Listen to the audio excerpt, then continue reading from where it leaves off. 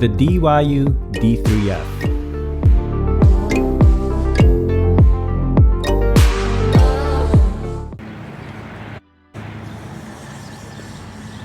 Hello everyone, welcome to Brian Unboxed. In this video, we're going to look at the DYU D3F electric bike.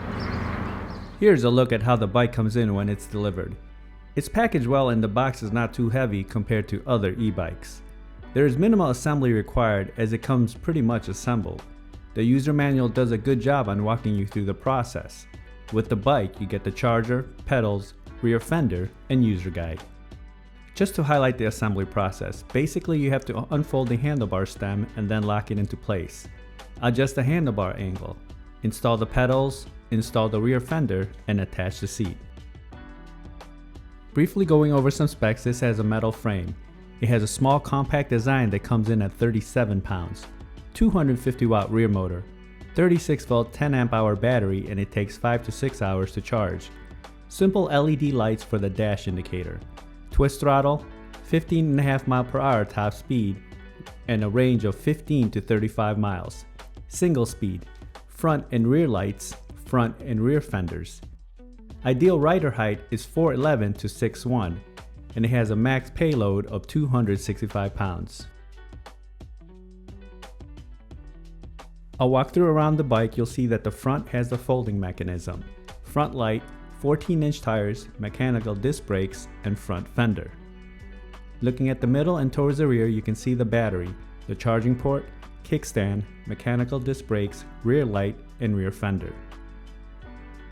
On the other side, you get the view of the 250 watt rear motor. Looking at the handlebar area, you have the brake levers, bell, power button, controls, and the LED display. To power up the bike, press the power button on the left side until you see the battery indicators on the right light up. Holding down the button just below those LED indicators for a few seconds will turn on the front light.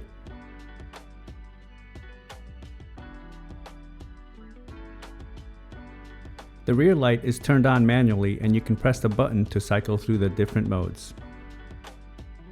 Now the bike is very small, as you can see, and it's really light, so easy to transport.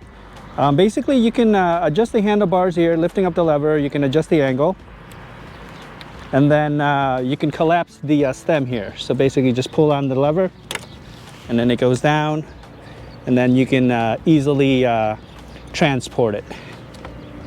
You can also adjust the seat fairly easily with just pulling the lever. Now I'll show some footage of the bike in use. I'll test it out on rough terrain, do a speed test, test the brakes, see how it does uphill, downhill, and then give my thoughts. Alright, now I'm going to do the rough terrain test. I'm not expecting much from this bike, it is smaller, there's no suspensions, but let's see how it does anyways. Okay, here we go.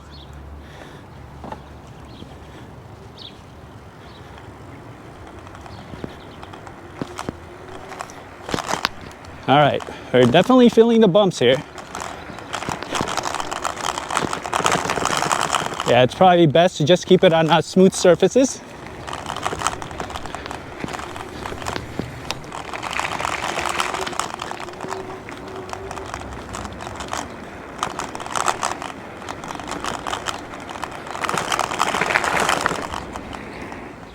Now I'm going to do the speed test. This does have the twist throttle, so let's see how fast it can go with just a twist throttle. Okay, here we go.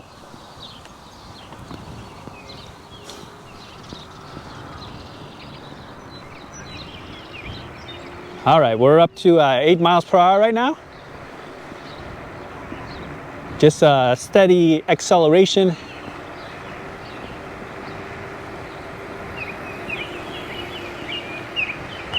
We're at 14.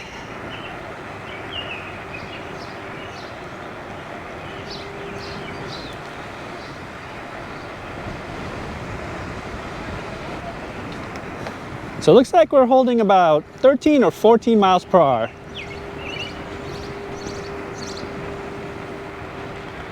And there's a slight incline on this road, so.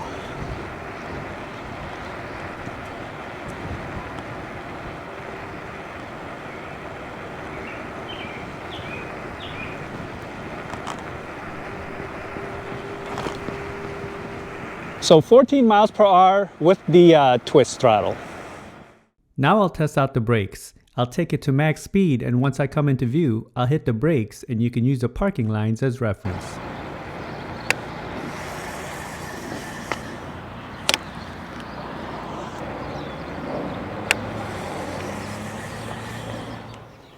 So with that twist throttle, we hit about 14 miles per hour. One thing to also note is that this does have a cruise control feature. So once you have the twist throttle in the acceleration position, just press this button here once and then it will lock in the current speed. Okay, now we'll do the uphill test. Let's see how it does, if it can maintain the 14 miles per hour or if we lose speed. Okay, here we go, uphill test.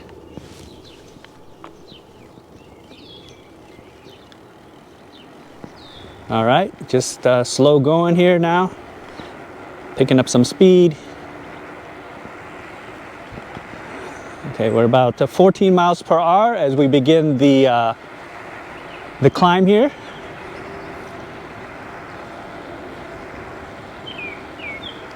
I'm gonna put it on the cruise control.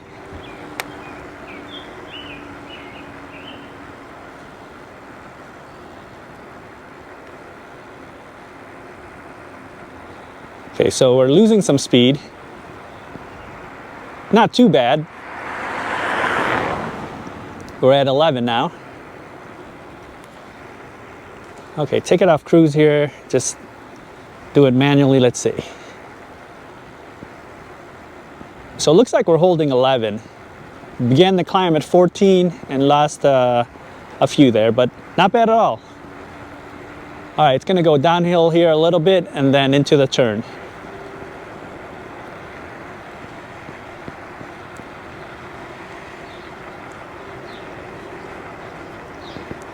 Very smooth ride, very quiet, and it feels steady here. All right, so going uphill, we maintained about 11, 12 miles per hour. Not terribly bad. You know, it had enough power to make it up. Now let's do the downhill test and let's see how it does. As I approach the turn down there, I'll definitely have to slow it down. Okay, downhill test, here we go.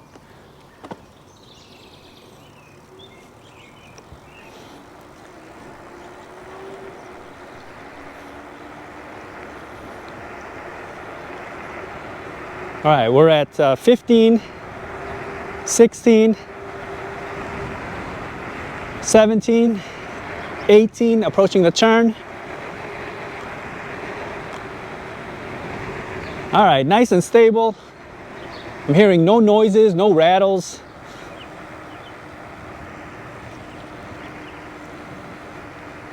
All right, we're at about 13.